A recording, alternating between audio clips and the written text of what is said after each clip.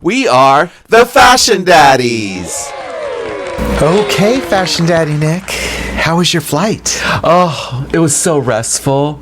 I love all Nippon Airlines and Japan Airlines. Their first class is unbelievable. I mean, listen, we had to pay $15,000 each for one way LAX to Tokyo on those suites and the food. Now, too bad I'm not into fish, because I know you chose the Japanese meal, which was just so decadent.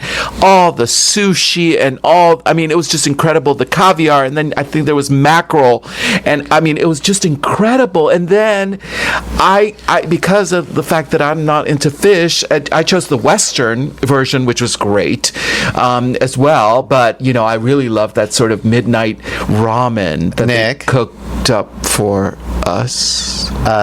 We didn't actually take the flight. I know you could go on for hours and hours, because I'm sure you read about it. The flight we would have taken. Can I just dream? Yeah, no. We were on our couch, as we always are, watching the Grand Prix. Why are you ruining it for me and our viewers? Why can't I just take a 12-hour first-class $15,000 flight to Japan? We got to be honest with the children. NHK Trophy happens in Osaka, Japan. Correct. Yes, and so we are getting deep into the Grand Prix series. Yeah. And we are heading towards the finale soon. We are. So we've seen a few repeat skaters who have. Yeah. You get to skate twice, in case anybody wants to know anything besides the costumes. Right. So if you're fortunate enough, not everybody even gets to skate twice. Right. It depends on the country. Yeah. And the federation. Of course, all the top skaters skate twice, because you need to qualify for the finals. Mm-hmm. So we've seen a few who have already skated twice. So we, of course, won't talk about their costumes. Yeah. And the skaters, well, I think their respective countries' skating unions, I guess, choose where to send the skaters, right? So they can go to Japan or France or Canada, right? Is that how, I guess, it works, obviously? Exactly. And they're prodigious in their way of, where they're going to go to, where they're, sometimes it's like if there's not that many top skaters, right, skating at a particular competition, they're going to send somebody top so they know for sure they're going to be on top. Get the points. Right. Yeah, I'm sure it's all very strategic, and I'm sure there's a lot of inner dynamics. I can only imagine that we don't even know about, because it's important for the coaches not to travel into 22 different countries. So if you have a male skater and a woman skater, you want them to be at the same event in China, not have one of them go to the Cup of China and one of them go to Grand Prix of France. Right. Because then that poor coach is all over the place. So there's a lot of inner dynamics that we don't know anything about. But we just like to watch and look at the pretty costumes. Yes, we're here for the ice style. Yes. And the virtual first class flights. Thank you. So one of the skaters that I always love every single year, their costumes, is Jun-hwan Cha of South Korea. Yes, Jun-hwan Cha. He's so pretty. Beautiful. I mean, looks like the perfect K-pop star. Exactly. I mean, come on. And I'm sure he does. I'm not sure. He has many contracts in Korea. He is known for his, I will say, blouses, his blouson shirts. Yes. Because many of the male figure skaters wear very tight shirts. And I don't know that he ever really has, or if he has, he hasn't done it in a long time. Right. He's developed this signature style, and it's a blouson shirt. It's usually silky or chiffon-like. Yeah. Very soft and flowy. And again, that's what he did. Now, this time, he usually wears all black or variations of black with black, different types of beading, variations in texture.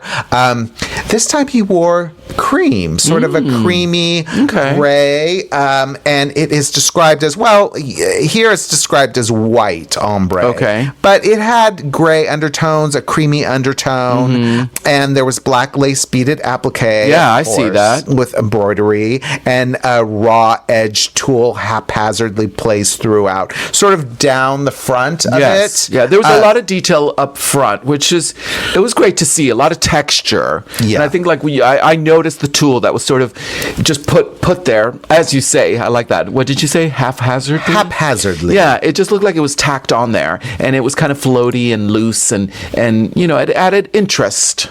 Yeah. And then there was just slight bits of pink, a watercolory gray and black element to it. And he wore black pants, and then he had gloves that were trimmed with lace and jewels. And I love those. I thought that was really cool. He skated to Moulin Rouge. So again, it wasn't a traditional Moulin Rouge costume. No, it wasn't necessarily can no ish. No, I would say it was sort of like a distressed can It kind of had a Phantom of the Opera vibe. Yes, it did with the black and white. Yes, and that lace. Yeah. So, but I liked it. Okay. Yeah. All right. Did anybody on the internet say otherwise? Oh my gosh! Thank you for reminding me. Because I thought I saw something. Thank you. And let's remind the podcast viewers that it wasn't us who said this, right? No, this is not our comment. No, so do not bash us, okay? Reddit, and they can be so clever. What did they say? What did somebody on Reddit say about this particular costume that we thought it was interessante? Linzer 24. That's you are calling them out. Yes, well, you know what? Good for you. Yeah. Good for you. It's your comment. Let the bashers go to Linzer 24. Thank you. Actually, I hate the shirt, is what Linzer 24 said. It looks like one of two things. The random fabric chunks are giving, I was attacked in Joanne's fabrics and barely made it out alive. But then I noticed the flesh-colored parts paired with the gray seem to be giving Chernobyl radiation victim. That's a little extreme. That's a lot. But it's very descriptive. It's descriptive. And I give that person, who are they again? Linzer 24. Linzer 3 R's. For having for giving kind of a historical reference there, Chernobyl. Yeah. And oh wow. Okay. Again, that was not us. It was Linzer 24 on Reddit. So go after them. Thank you. All right. Okay. So now it's my turn, and I'm going to pick a female. Okay. A woman, and one of our favorites from Belgium, Loena Hendrickx, who we love. And, she's had a bit of trouble, right? Well, she had surgery, and I think it was like February. Okay. So the fact that she was even able to come back and come back as strong as she has is amazing. Right. Hopefully she can just keep getting better and better. Not having her best skate at the moment. Right. But she's there. Yeah. She's there. I mean, we know she's got it in there because at least in past seasons, every time she went on ice, I was about to say on the stage, as I always like to say, every time she goes and does her programs, they're wows. Yeah. And she gives it to you. She's reliable. But she has been iffy. Yeah, lately, she had a great free skate. It was her short program, but she'll get there. So I'm talking about her costume for her free skate, which we loved, and it was to La Alegría by Yasmin Levy.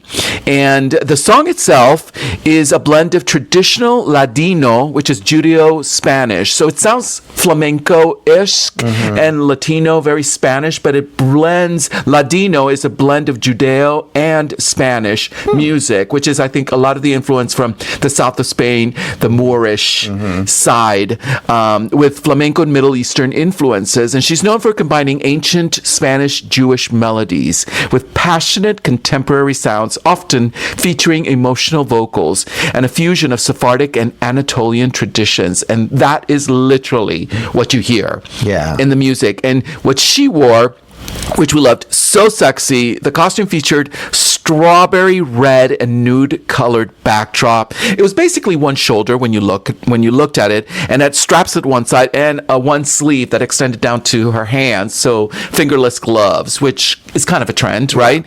And I loved it because it was the asymmetrical panels that were placed on her body, and she's got a body. She's body, and then the sequins. There were a lot of silver crystals, mostly small, but then in one part of the panel in her upper torso, they were quite big. They were big jeweled silver sequins. So to me, while it didn't really hark to flamenco, necessarily, unless it's a whole other, it's flamenco at 2 a.m. It did give me a little bit of, I would say, like Shahrazad-ish esque vibes with this costume. The coloring was beautiful. Yeah. It was sort of a peachy, pinky, ombre, where it got very strong in color up top. But I love that she embraces her, just say it, sexiness. Yes. I mean, she is sexy. Yeah. And she doesn't shy away from it. No. She's slightly, she's still so young, but she's slightly more mature than a lot of the other skaters. Right. And instead of trying to be something, she's just going straight for it. Yeah, she owns it. She owns it. And it's great. And so we were just kind of saying, she's not having her best skates. She made the podium. So let's just say that. Right. So she made the podium. Yeah, she did. So she's on her way. So it was great. Okay. All right. So next up is, I'm going to talk about another female. Okay. And this is an American, Sarah Everhart from the USA. And I want to talk about her free skate costume. And free skate music was to Poor Things, the soundtrack of the movie. If you remember that movie, who starred in it? That was Emma Stone. And did she get an Oscar? She won the Oscar. She won the Oscar for it. Very different kind of movie, which traveled to many areas of Europe, and it almost also traveled through centuries and years and fashion. Anyway, so when you look at she actually, the costume that we saw at NHK was her second costume, but I want to talk about the fact that she wore, in her old costume, it was very derivative of the costumes from the movie. Yeah. It had the Edwardian sleeves, the Victorian look, it had the applique, the embroidery. It almost looked like a vintage costume. And the top was brocade. Yes, the top was brocade fabric. Correct. Yeah. And it was like a lilac blue, and the cream ruffled blouse, and the high-low skirt in pink. And it was done by Lisa McKinnon. That was the original costume, which she wore. And again, I liked it when I saw it the first time, because it was like, oh yeah, that's Poor Things. Well, she changed. She changed it. She changed it. Which is always fun for us to see a costume change. And this time she really sort of diluted all of that. She took all the embroidery out. They took all the brocade out, and all the overt costume imagery that you would see. So it was not as costumey in the reference of it. She wore a blue surplice top, which when I say surplice, it crosses over. It's like a wrap top, and it was sheer. She had kind of those puffy Edwardian sleeves, but they were done in a much more, I think, modern way. Yeah. And they weren't too costumey. It was very delicate, very light. Then she wore a white turtleneck underneath, and then she finished it off with a pale yellow skirt to it. There was, again, no print, no brocade, no roughly laced, no gold trim, nothing. The top itself reminded me of something that you would wear if you were you're training or doing a rehearsals at a ballet school. That's what I thought. A ballet school. Like a ballet school. Like this is what you're wearing to rehearse in. Yeah. So, it didn't have all the frills, the bells, and the whistles of what you normally think of a figure skating costume, but it just gave you a slight nod to the movie and those costumes. I liked it. Yeah, and we couldn't figure out if Lisa did this one. No. Lisa McKinnon I also didn't find did this one. Lisa, tell us if you did the second look, please. I do like the second one because of the modernity of it. So I think it was a good choice to switch. Okay. Yeah. So you didn't feel like, she needed a few crystals in it? No, Maybe. because I think if she was going to go for this very modern, strictly modern. Yeah, it had to be clean. It was going to be clean. And it was. And it was clean. So, yeah. Okay. It was a great contrast to that original. Yes. You know, who knows if they decided, you know what, you look too costumey, we're going to give you something, or she decided, Sarah's like, I'd rather look a little more young, fresh, and modern. Yeah. And not like I came straight out of the movie. Right. Who knows? Yeah. But it worked. I liked it. Yeah. So we'll have to see. I shouldn't even say I don't think. I know she's not going to make the finals. Oh, Daddy David. Yeah. She's already had her run. Oh. And so. Can you really make a statement like that? Yeah. Well, pretty much. Okay. I mean, you never know, because there are alternates. So sometimes you do slip in, sadly. Hey. Yes. Can they pay someone to bump her up? No. Oh, don't go there. No, don't go there. This is about costumes. Sorry. Okay. No payolas. My point is, we will see when we go to the nationals in January if she goes with the first one or the second one, and we'll be sitting right there. Oh, she wore this one. Yeah. She wore that one. Exactly. So. And to that we are going. Yes. We're not traveling international. Right. And yes. We're getting on a real flight, not a virtual flight. A real flight. Yes, correct. Yeah. All right. Okay, next up is going to be really fun. Speaking of costumes. So let me do the short Please do. Okay. Who are we talking about? We are talking about Fear and Gibson. That's Lila Fear and Louis Gibson. Okay, do you want to just tell? Yes. I think this is so cute and fun. Go. Well, I like David. to call them, not on purpose, Louis and Gibson.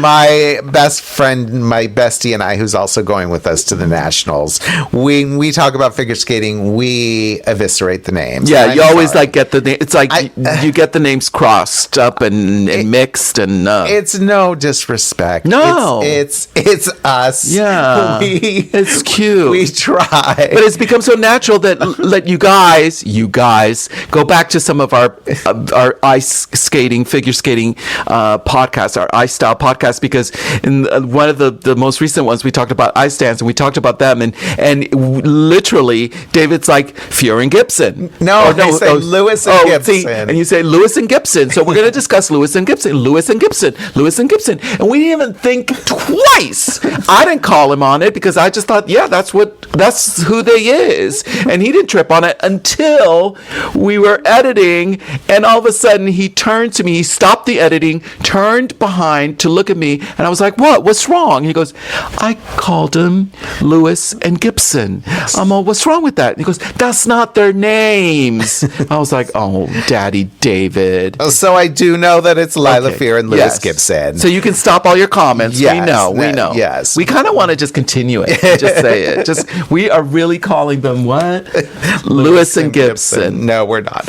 Okay, so for the rhythm dance, remember it's a 90s theme. Yeah. The rhythm dance. And so, of course, who would they skate to? Oh. Being from Great Britain. I wonder. But the Spice Girls. So they did a mix of Spice Girls songs. It was Wannabe, Who Do You Think You Are? And, of course, Spice Up Your Life. Who do you think you are? And Lila Fear. Mm-hmm. Not Lila in Fear. Not Louis Fear? Not Louis in we're a mess. We are a mess. Lila Fear designed. We really do know our figure skating. We do.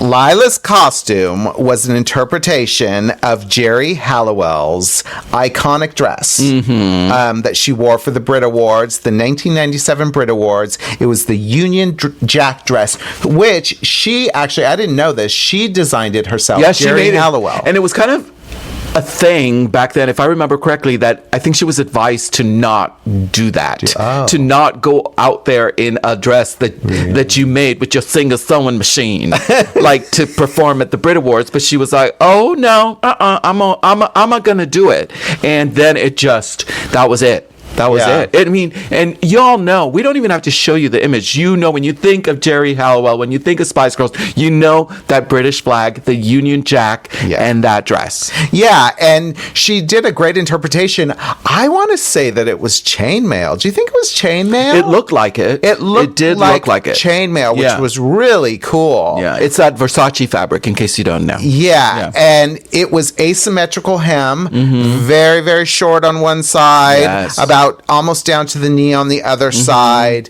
one shoulder, backless, sexy, sexy. Just a sexy version of it. So Louis wore a leopard print sequined muscle top, of course, tucked into black 90s cargo pants with the requisite belt loop chains. And in case anybody has forgotten, Scary Spice, Mel B. Speaking of another reference, she wore a famous leopard print jumpsuit with a black bikini bra. Yeah. So he did not wear the bikini bra.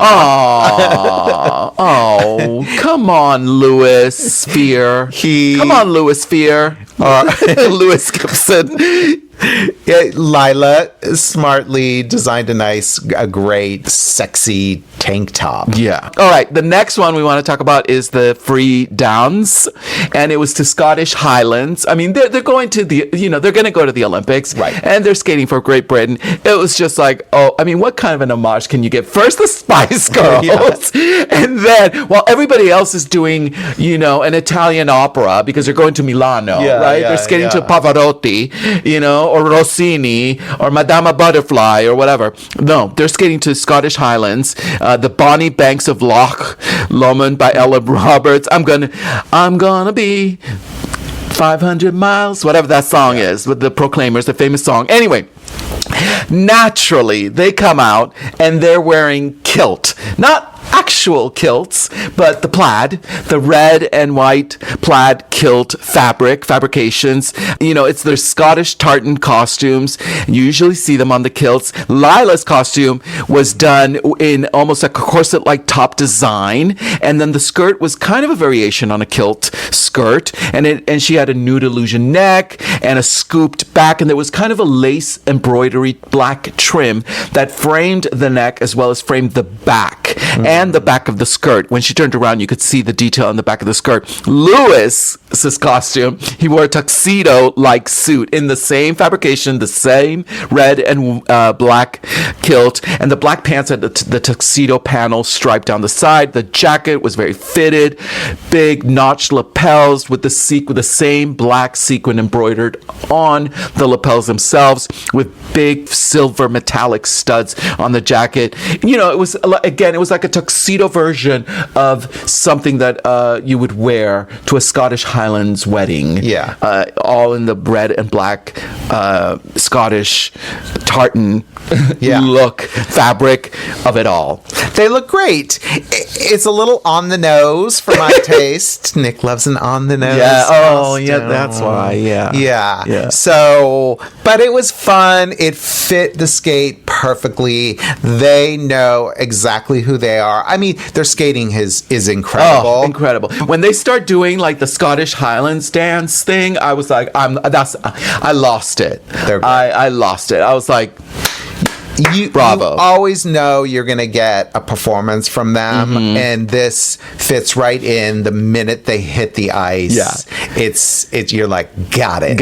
It brings a big smile to your face. And speaking of, there was a little video that was filmed, I think, in the last Grand Prix where they were taking a poll to some of the other ice dancers, or maybe it was done here at NHK, where everybody is basically trying to push him to actually wear a kilt for this program. And so I guess they were taking a poll, like, should he actually wear a kilt instead of the pants, instead of the tuxedo pants? No, to this program. And I think at the end, like, they were asking all his fellow ice dancers. Of course, everybody's like, yes, I would die to see him in a kilt, but I think it probably would be slightly difficult to be skating. Or he could do the pants, but like an overskirt. Kilt. That could be nice. Right? I was going to say maybe save it for the exhibition, and they could modify some of the choreography so he doesn't have to do like splits on the ice, and that might be a bit cold. The kilt would be, even for my standards, I guess it would be too on the nose. Yeah. No, but I want to see it. I know. Okay. I know. Well, and I think he's Scottish, right? Yes. I think so. Yeah. He's doing it. He's doing it for his peeps. All right. So that's enough for one moment, please. Yes. For Lewis and Gibson. We love you. We love you, Lewis and Gibson. Fear and Gibson. We are off to Skate America. So, okay. Yes. Which is in Lake Placid, New York. Yes. So, and it's snowing. There. Again, we're taking a virtual jet. Yeah. No real jet for you. No? Okay. No. But okay. So from Osaka to Lake Placid. Well, that's going to be a long flight. Yes. And then I got to take a train probably to get to Lake Placid. Yeah, and there's snow and all sorts of things. Better on the couch. I think we're better on the couch. Yeah, I think you're right. And we do get to see Jason Brown. Yay! Yay, we're excited. All right, guys, please, we love you. Thank you for watching and listening to our podcast and for be continued supporters, fans. Make sure to subscribe and like and share. Follow at the Fashion Daddies on Instagram. Follow me, follow Daddy David, and just follow us because we love figure skating and we love talking about the costumes and a lot of other stuff, and we love getting the names wrong on purpose. All right, see you next week. Bye. We're off to Lake Placid. Bye. The Fashion Daddies is created and hosted by David Paul and Nick Varios. It's produced, edited, sound mixed, and scenic designed by David Paul. I'm just here to entertain.